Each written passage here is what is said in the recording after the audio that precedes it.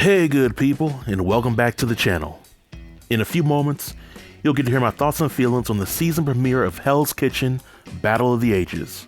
And over the course of this video, it'll be my goal to share with you my episode breakdown, followed by my thoughts on who the top and bottom chefs are, and I'll cap the review off with an episode rating.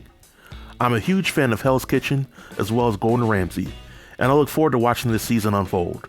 So without any further delay, let's jump right in.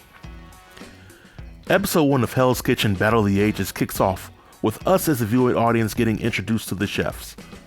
And this season, the chefs will be competing for a job of head chef at the Hell's Kitchen location in Atlantic City, as well as $250,000. We first see the chefs on this season as they're riding in two stretch limos. The first limo is one of those old vintage limos from the 20th century, and the other being one of the newer model stretch limos. We later learn that the limos are symbolic of the cast members for the season, with 9 of them being older chefs and 9 of them being younger chefs. And just like with last season, Chef Christina and Chef Jason are returning to the show to be the red and blue team sous chefs. Now, as the cast members are getting briefed on what to expect this season, Gordon Bloody Ramsay comes out of nowhere driving a monster truck off a ramp and into a car. It was completely random, but if you know Gordon Ramsay by now, then you already know that he's up for some adventure. But as he gets situated, we as the audience learn that instead of dividing teams into men and women, Gordon Ramsay is going to divide the teams into older chefs and younger chefs. The older chefs will be on the blue team and the younger chefs will be on the red team, which I think will be a much needed change from previous seasons. What I've noticed in past seasons is that the men will typically lose a number of challenges when competing against the women, and this is mainly because there's too much ego as well as a lack of strong leadership. But the first challenge for the cast members is to cook their signature dish for Gordon Ramsay.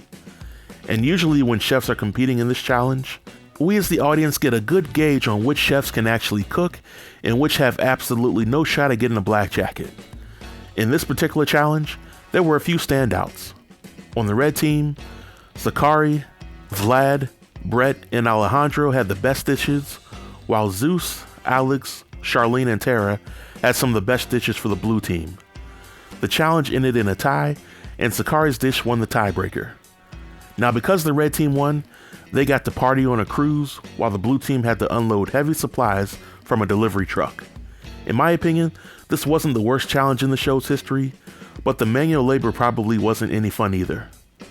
Towards the last 5 minutes of the episode, the chefs are informed about an elimination challenge. The chefs have 40 minutes to create an elevated chicken wing dish. The best dish from each team gets a punishment pass, while the chef who makes the worst dish has to go home.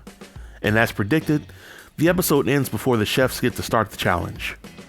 Now, on a scale of 1 to 10, I would give this season premiere a solid 7. I think that this season was leaps and bounds better than last season because it seems like most of these chefs know what they're doing. There were some questionable decisions made by some of the chefs, such as O'Shea using orange soda to make collard greens, or Nicole using canned goods and boxed pasta in her dish to serve to Gordon Ramsay. But the last few seasons of the show definitely had cast members who had no business being on the show at all, and I think the casting for this season is much better. So when it comes to my predictions for this season, I know it's still pretty early, but here are my predictions for the chefs going forward. When it comes to the chefs who stand the best chance of getting a black jacket, I think Sakari, Alex, Alejandro, Mindy, Tara, Daphne, and Zeus may have the best shot at this time. You may have noticed that I did not include Vlad on this list.